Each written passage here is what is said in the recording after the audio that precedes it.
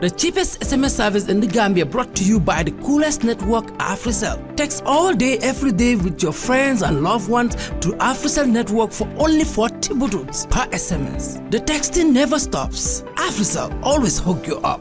Walk into any AfriCell outlet today to grab your own AfriPhone for $550 and receive 200 minutes of talk time spread over 2 months, all for free.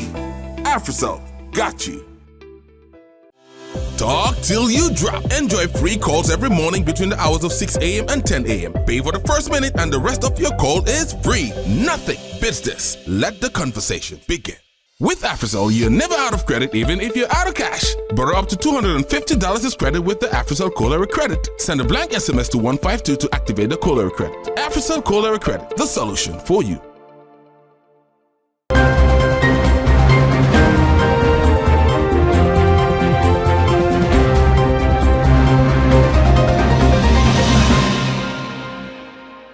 Good evening from our studio here in Sarakunda. This is 30 News with me, Mamadou Bailabari, and thanks for joining us. In our headlines tonight, President Barrow to attend Saudi Africa and Arab Africa summits. National Youth Parliament reveals resolution on its first ordinary session. IGP Sanyang reaffirms commitment to police reform. IMF provides $100 million to the Gambia government to enhance its economic recovery strides. On the international news, South Africa joins diplomatic boycott of Israel over Gaza war. Global agri-food systems hidden costs exceed 10 trillion FAO. Donald Trump attacks George during combative testimony in civil fraud trial. Those were the headlines, and now the news in detail.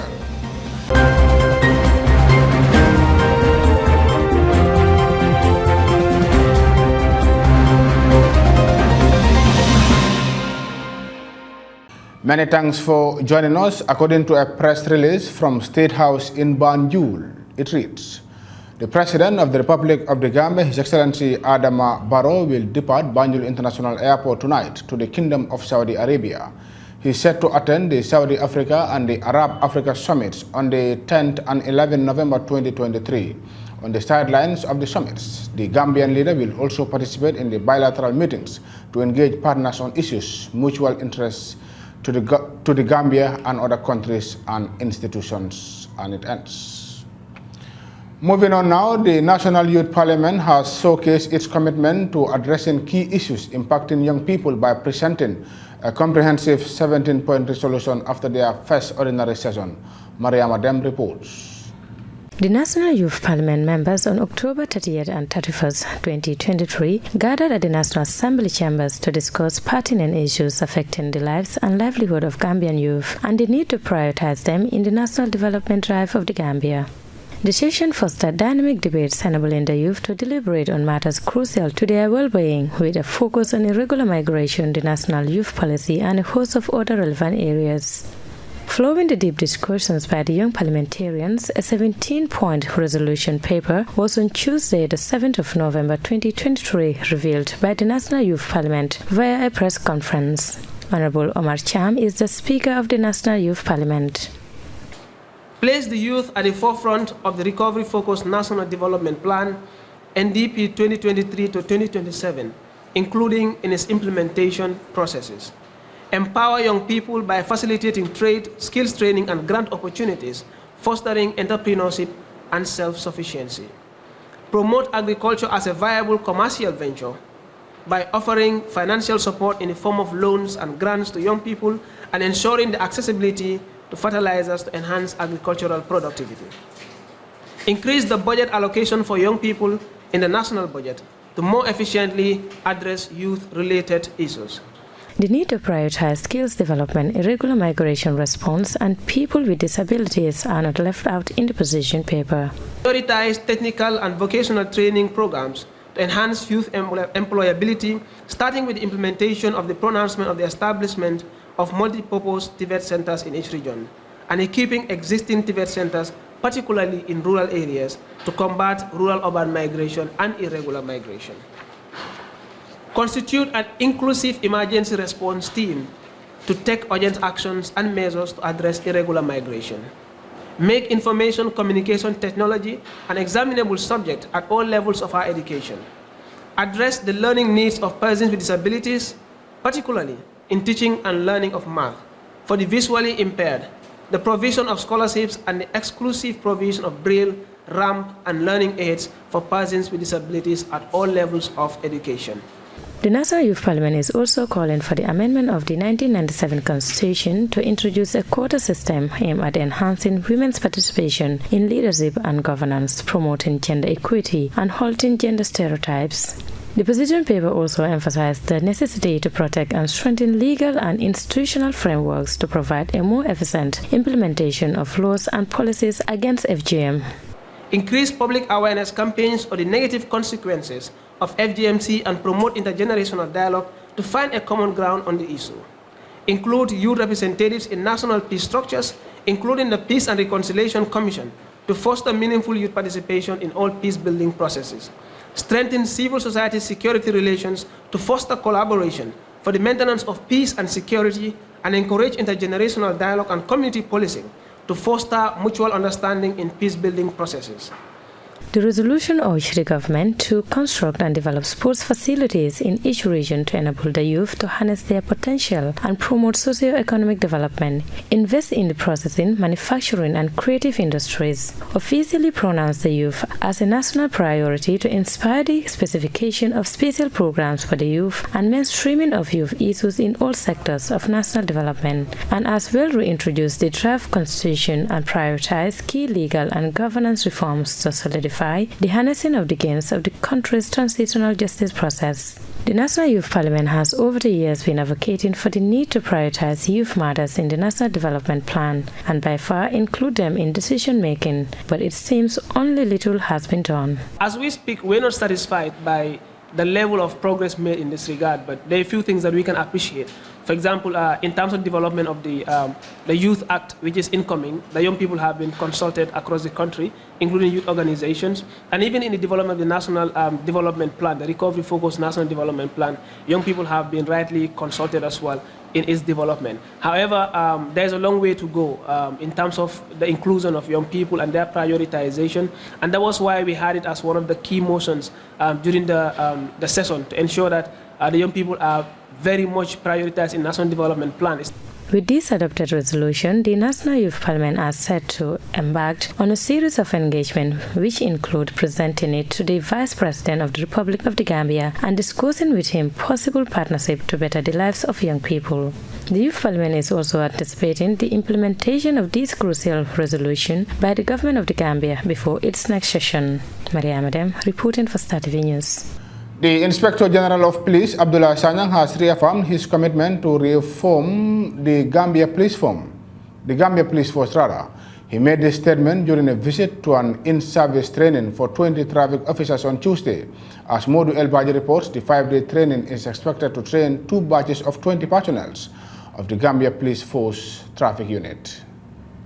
The Inspector General of the Gambia Police Force, Abdullah Sanyang, was this morning received at the Gambia Police Force Traffic Training School, where he was greeted by a quarter guard mounted by personnel of the school. The visit was part of the engagements of the ongoing national security sector reform process. The meeting is aimed at standardizing and transitioning the police force into a model of democratic policing. The Police Traffic Unit is currently undergoing comprehensive training in traffic management. The training spans fundamental skills to advanced techniques, equipping officers with the necessary tools for effective traffic policing. While addressing the officers, the Inspector General of the Gambia Police Force emphasized the vital role of the training in these ongoing reforms and extended recognition to the German trainers for their contribution to the development of the Gambia Police Force. IGP Sanyang noted that his office remains steadfast in its dedication to improving services provided by the Gambia Police Force through reform initiatives. However, since the end of the former President Yahya Jammeh's regime in 2016, the Gambia has been undergoing a complete transition to democracy and the rule of law. The government has developed a key national security policy that provides for efficient, accountable, and effective security agencies. For Star TV, I am Odel Baji.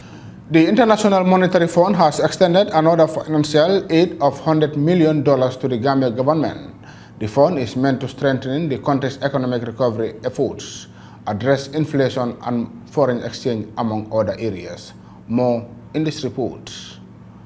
According to a statement from the International Monetary Fund, IMF staff and Gambian authorities have reached a staff-level agreement on economic policies and reforms to be supported by a new 3-year arrangement under the Extended Credit Facility, with requested access of around $100 million.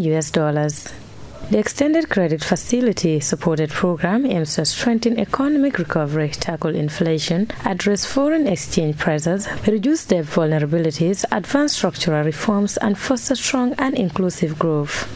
This support comes following a recent visit by IMF staff to the Gambia. The IMF's mission team, led by the mission chief for the Gambia, conducted discussions with Gambia's authorities from October 19 to November 1, 2023, focusing on economic and financial policies. Maria Madem, reporting for Star TV News. Time to take a quick commercial break. When we come back, we'll got news outside the Gambia. Stay tuned. Janke na ma nga dem foy dem waxtu bi tanje la bëgga dem fay suma jëni ko wi ma jëlum bi legi fayaguma ko fay kong rek tax na dem ba tanje suma ko fay wu numa def duma am jëndi te Afrimoni nek li Afrimoni yo dal gal bi dem na bayyi mu ne Afrimoni nek fi nar ñoo noppal ñun ñepp man ma ngi ni borom gal ñi suma leen naré fay ci Afrimoni la leen di fay borom pousse ci Afrimoni te fayuma ci dara ñu ngi bari la agent numa def be bokk ci dimbale ma la def star 777 xaas suma ko munta binda numa def ci réew mi fo dem fekk fa seen agency agent bi yomb na ci Johnson bi dawal gaaw Afrimoni rek ñun ñëpp leen fi nekkal waay yónnee xaalis ci biir réewi Gambie ak gaawte or ak Afrimoni mun nga yónnee ku la neex ci taxawaay te dikkeewu la dara dayalal star 777 hash nga yónnee wala waaxu ci Afrimoni agent bi la gën a jege wala Africell customer care wala nga call 777 ñu leeralal la lépp loo soxla. If you're just tuning in, this is Star TV News from our studio here in Churchilltown, and now we take a look at news outside the Gambia.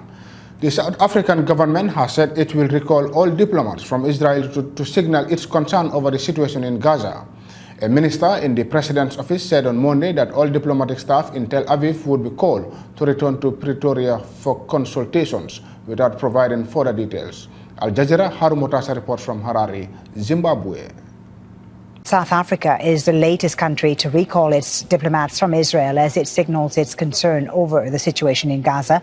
A minister in the president's office says the current situation cannot be tolerated. Harun Mutasa has more. South Africa's position is complicated. It has diplomatic ties with both Israel and Palestine, but since this particular war started, we've seen the South Africans seemingly siding with the Palestinians. The Foreign Affairs Minister said she had a telephone call with the leader of Hamas, and for the first time in a long time, we saw different political parties marching together in support of the Palestinians. One reason for this solidarity with the Palestinians is because South Africa also has a history of apartheid. Before white minority rule ended in 1994, black South Africans were under a system of apartheid where if you were black, you were forced to live in segregated areas, you had limited access to healthcare, education, etc. And that's one reason why some people say South Africa and its citizens, some of them are supporting the Palestinians. Africa as a whole is a big continent. You get some countries who are supporting a particular side, some countries who are choosing to stay neutral, and some who are saying nothing at all, waiting to see how things go. Israel and Palestine have a strong, long, complicated history on the African continent. For example, Israel helped some countries in Africa end colonial rule. Right now, they're helping countries with technology, infrastructure, agriculture, etc. Whereas Palestine helped countries on the continent also end colonial rule as well. So long, complicated ties with both Israel and Palestine, and that's why you're seeing many opinions on the continent right now very mixed. Harun Mutasa, Al Jazeera, Harare. Despite rising food prices, the actual cost of our food system is far higher, totaling at least 10 trillion per year, according to the UN's Food and Agriculture Organization. The hidden cost includes expenses related to health, environmental impact, and societal factors among the 10% of the global economy. Al Jazeera's Hari reports.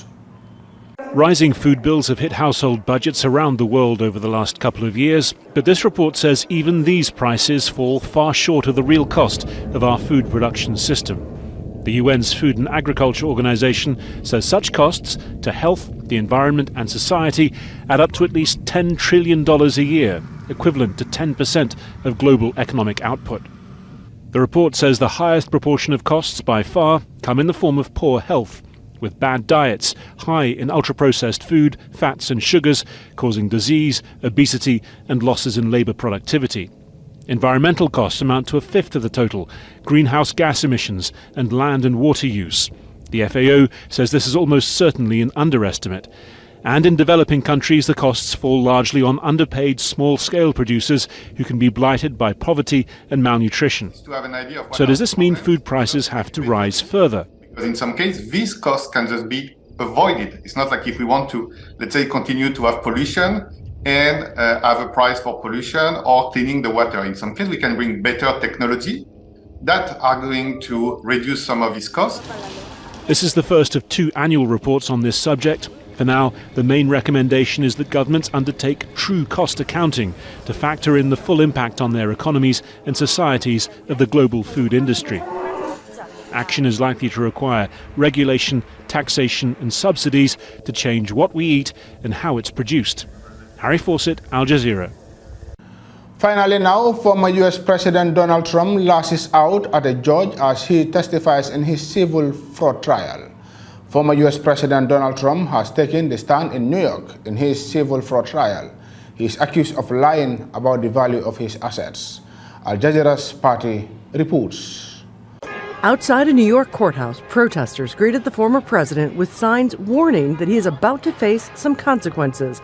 As Donald Trump arrived, the media watching from above and in the courtroom, a scowling Trump waiting to testify under oath. The New York Attorney General sued, saying the Trump Organization inflated the value of its real estate to get better bank loans, arguing that earned the company $100 million and exaggerated Trump's wealth by $2 billion. Before he takes the stand, I am certain that he will engage in name-calling and taunts and race baiting and call this a witch hunt. A prediction that came true just moments later. These are political operatives that I'm going to be dealing with right now. You have a racist attorney general who made some terrible statements. Judge Arthur Engoron has already ruled that his company's financial documents were filled with fraud. The question now, what will it cost Trump, his family, and his company?